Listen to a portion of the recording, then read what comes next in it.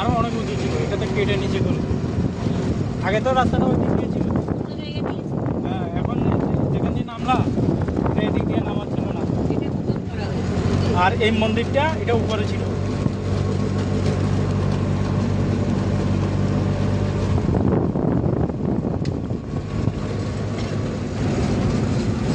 এটা ছগরিয়া বলে, মানে 6 কিলোমিটার, 3 কিলোমিটার।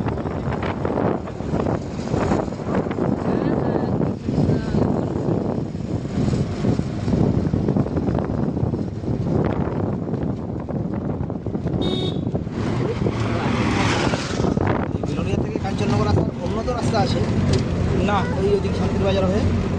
এটাই তো যাচ্ছে শান্তিবাজার। আসা যায় ওই অনেক দূরে, লাউগাং হয়ে